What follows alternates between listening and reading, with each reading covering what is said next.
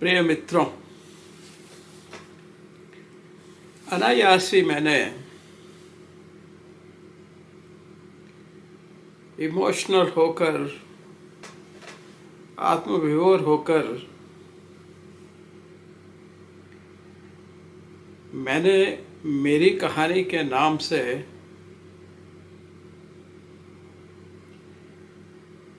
अपनी खुशी को जाहिर करने का एक एपिसोड बना दिया।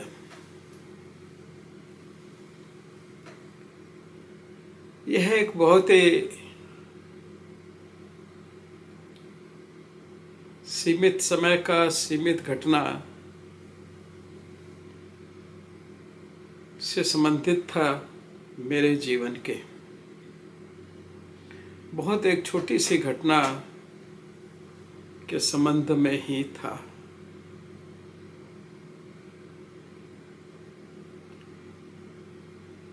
उसको सुनने के बाद मैंने सोचा कि नहीं, जब तक मैं इस कहानी को पूरा नहीं करता तो शायद मैं अपने कहे हुए उन शब्दों को, कहानी के हिस्से को जस्टिफाई नहीं कर पाऊंगा। इसलिए मैंने सोचा कि मैं कुछ और एपिसोड इस पर बनाऊं।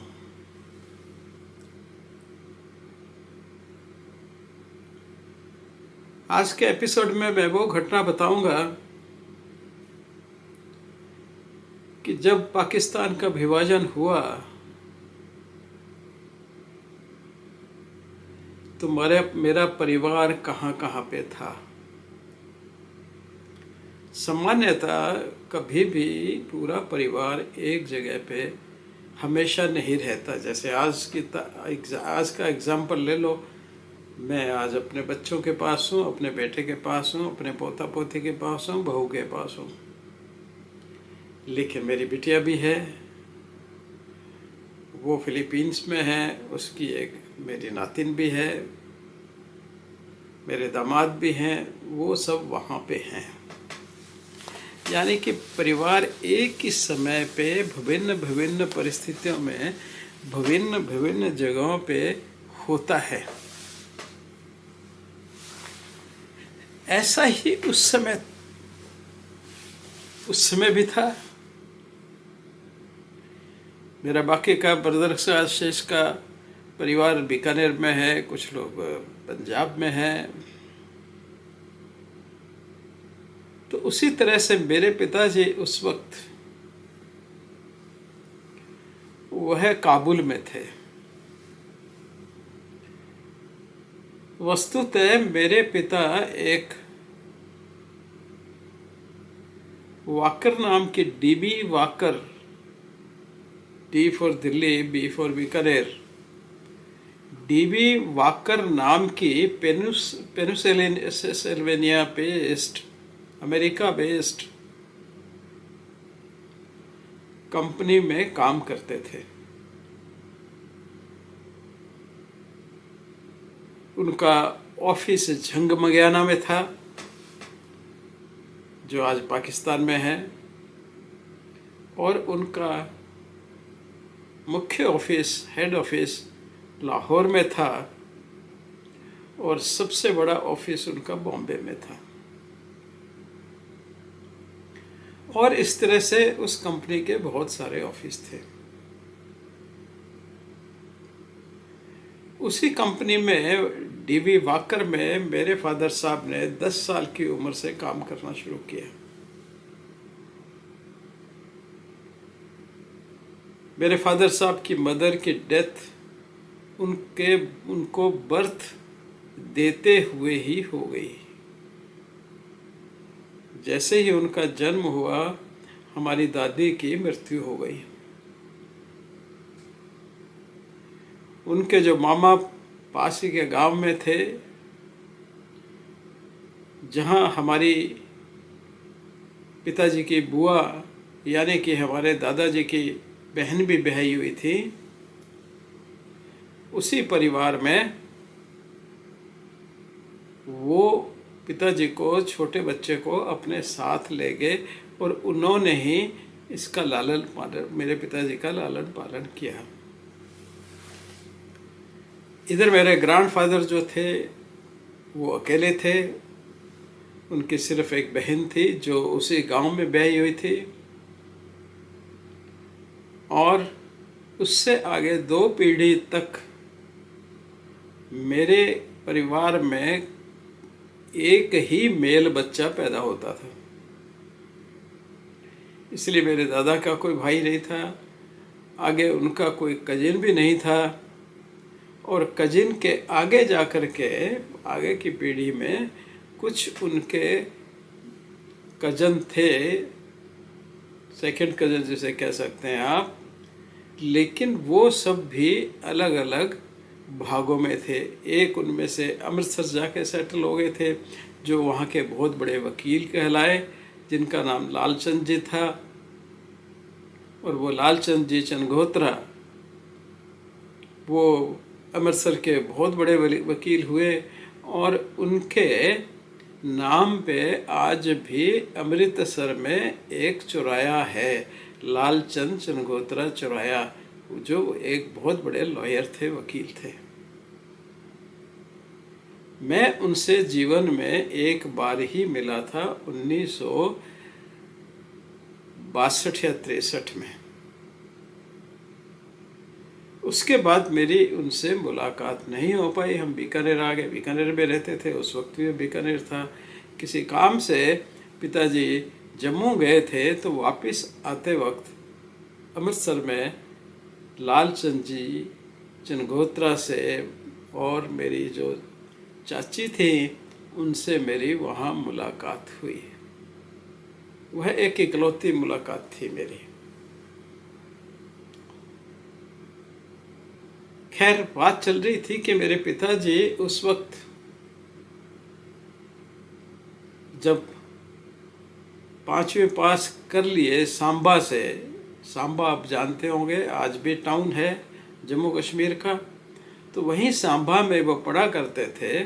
और सांबा क्योंकि सिर्फ हमारे गांव से 6 किलोमीटर था, 6-7 किलोमीटर था, और वहीं पे स्कूल था, तो वहीं पढ़ाई करके 5वीं पढ़ाई करने के बाद में उनके जो मामा थे उन्होंने उनको सोचा कि अब ये नौकरी लायक हो गया है।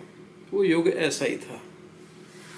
5वीं क्लास को बड़ा कहा जाता था, और इस 5वीं क्लास में भी उनकी सारी पढ़ाई पश्तो और अरेबिक में, ईरानियन जिसे कहते हैं, पारसी में ही हुई थी ज़्यादातर। इसलिए भाषा के में मेरे पिताजी बहुत पीछे रहे। वो न डोगरी बोल पाते थे, वो सिर्फ उर्दू बोलते थे, या फिर पारसी बोल पाते थे, या फिर पख्तो बोलते थे। क्योंकि उस वक्त स्कूलों में इन्हीं चीज़ों को पढ़ाने का रिवाज हुआ करता था जिस स्कूल में वो पढ़ रहे थे। अब मुझे उस प्रकार का स्कूल तो मुझे मालूम नहीं है। कभी कभी इच्छा होती है सांबा जाकर के मैं पता करूं कि 1930 तक के स्कूल कौन थे वहाँ पे, कैसे थे। ये महाराजाओं के स्कूल हुआ करते थे। तो इसलिए वो अपने साथ लेके उनको लाहौर आ गए, और लाहौर में वाकर जो कंपनी थी, डीवी वाकर कंपनी थी, उस कंपनी में ने उनको पारसी में लिखने में सक्षम ही नहीं थे, बल्कि बहुत सुंदर पारसी लिखते थे। इसलिए उनको जो एक्सपोर्ट मटेरियल होता था वो वूल का काम करते थे, ऊन का। तो ऊन के काम के जो बड़े बड़े उनके कंटेनर होते थे, उन पर एड्रेस लिखने की नौकरी पे उनको रख लिया गया। वहीं पे जो उनके मैनेजर थे, अब 10, 11, 12 साल का बच्चा बहुत ही अच्छा होता है, आपको बड़ा प्यारा लगता है। तो उसके जो मैनेजर थे कंपनी के, वो उनसे, उनके कोई बच्चा नहीं था, तो वो मेरे पिताजी से बच्चे की तरह प्यार करने लगे। उनके मिसेज अक्सर मेरे पिताजी को अपने घर में बुला लिया करती और खाना वगैरह खिलाती। अब मेरे पिताजी का जो नाम था, ओरिजिनल नाम, वो था परमानंद डोगरा, और जो मैनेजर थे वहाँ पे वो उस कंपनी के, उनका नाम भी था परमानंद। अब उस जमाने में औरतें अपने पति का नाम नहीं लिया करती थीं, इसलिए उन्होंने कहा अपने हस्बैंड को, अपने पति को, मैनेजर साहब को, कि इस बच्चे का नाम मैं नहीं ले सकती, इसलिए इस बच्चे का नाम मैं चेंज कर रही हूँ। आप अपनी किताबों में भी इनका नाम चेंज कर दीजिएगा। और उन्होंने मेरे पिताजी का नाम रखा प्रेमनाथ डोगरा। ऐसे मेरे पिताजी परमानंद से प्रेमनाथ डोगरा हो गए। उनका शॉर्ट का नाम परमा था, वो परमा सभी उनको बुलाते रहे, गांव वाले और बाकी लोग। लेकिन बिजनेस के व्यवहार में उनका नाम प्रेमनाथ डोगरा हो गया। उसके बाद जब वो 15-16 साल के हुए, अब उनको प्रमोशन देने की उनकी इच्छा हुई मैनेजर साहब के, और उन्होंने उनको परचेजर बना करके, वूल परचेजर बना करके, और झंग मंगयाना में अपने ऑफिस में पोस्ट करने को कहा, और उनसे कहा कि वहाँ से जहाँ आपको पोस्टिंग मिले वहाँ चले जाइए। झंग मंगयाना के जो मैनेजर थे, उन्होंने उनकी पोस्टिंग काबुल और पहाड़ी इलाके को, श्रीनगर तक पहाड़ी इलाके को, पख्तून का एरिया और सब जो है, उस सब को कवर करने के लिए ड्यूटी लगा दी। ये परचेजर लोग गांवों में जाते थे, शहरों में जाते थे और कांटेक्ट करते थे वहाँ के जो भी खटीक वगैरह, जहाँ जो वूल इकट्ठा करने वाले होते थे, और उनसे खरीद करके फिर एक एक जगह से इकट्ठा करके उसको झंग मंगयाना, और झंग मंगयाना से लाहौर, और लाहौर से बॉम्बे, और बॉम्बे से पेंसिल्वेनिया वह सामान पहुँचता था एज ए रॉ मटेरियल। उस एरिया की वूल को बहुत अच्छा माना जाता था। कश्मीर, बीच के पहाड़ और अफ़गानिस्तान की ऊन को बहुत ही अच्छा माना जाता था। इसको कश्मीरी वूल के नाम से जाना जाता था, सारी वूल को, और इसको बहुत ही श्रेष्ठ माना जाता था। अब मेरे पिताजी 16-17 साल की उम्र से ही ये काम करने लगे हैं। वो बताया करते थे कि उन्हें आनंद भी बहुत आता था, क्योंकि उन्हें खूब घूमना पड़ता था काबुल के एरिया में, पख्तून के एरिया में, पख्तुआ जिसे कहते हैं, और श्रीनगर और इधर डोगरा इलाके में ऊन इकट्ठा करने के लिए। तो वो बहुत अपने काम को एंजॉय करते थे, जिसका रिज़ल्ट ये हुआ कि वहाँ से बहुत अच्छा और काफ़ी सस्ती अमाउंट में वो बहुत बड़ा कलेक्शन करने लगे वूल का। तो उनको एक प्रमोशन और दे दिया गया।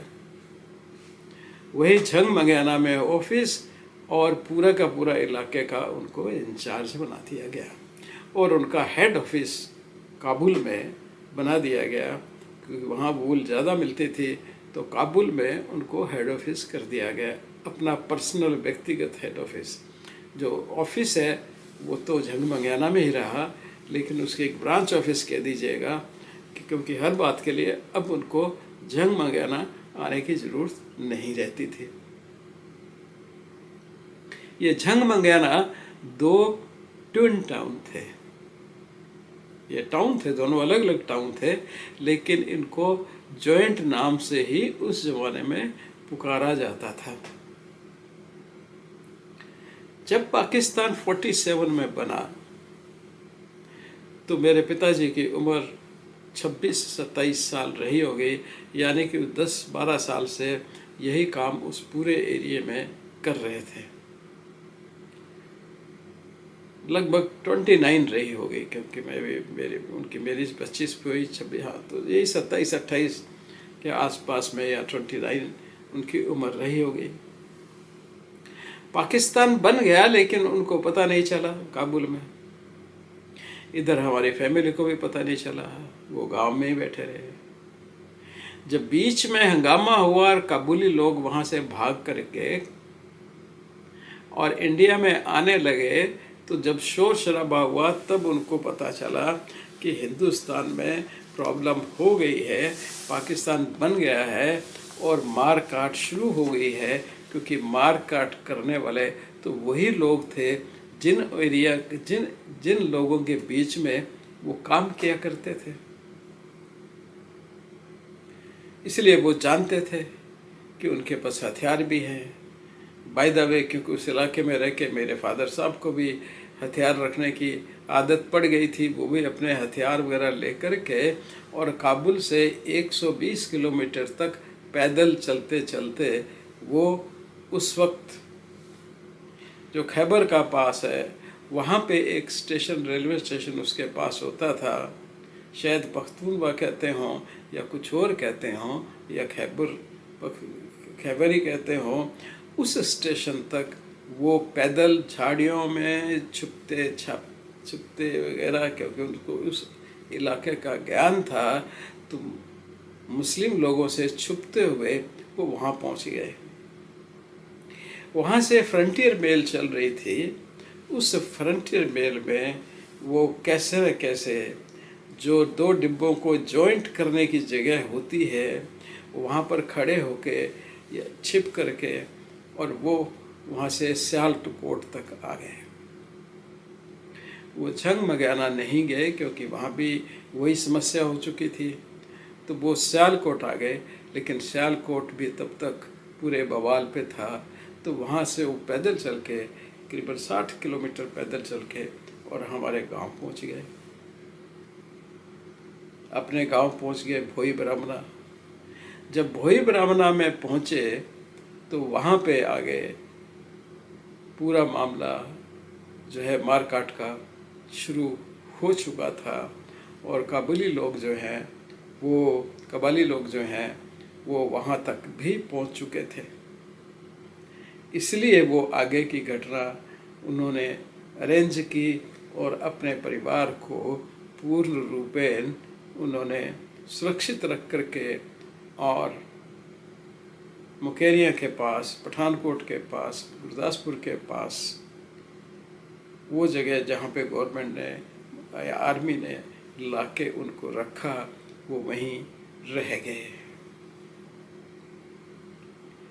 आते ही उनको इतना सब कुछ झंझट का उनको रहा था, उनकी खाना पीना ठीक से हुआ नहीं था और वो बीमार पड़ गए और उनकी बीमारी के लिए उन्होंने अपना एक्सरे करवाया। अब ये बड़े मज़े की बात है कि एक्सरे करवाने के लिए भी उस ज़माने में छुप छुपा के वो लाहौर गए और वहाँ से एक्सरे करवा के पता चला कि उनके तब तक मामला काफ़ी वैसे शांत हो चुका था, इसलिए वो जाने में इतनी दिक्कत नहीं हुआ करती थी। तो वहाँ से उनको पता चला कि उनको टीबी हो गई है, क्योंकि वो इतने काफ़ी समय तक इस तरह के घूमते रहे, पहाड़ों में पैदल चलते रहे और किसी तरह का खाना वाना उनको रेगुलर नहीं मिल रहा था, तो काफ़ी कमज़ोरी के कारण उनको टीबी हो गई।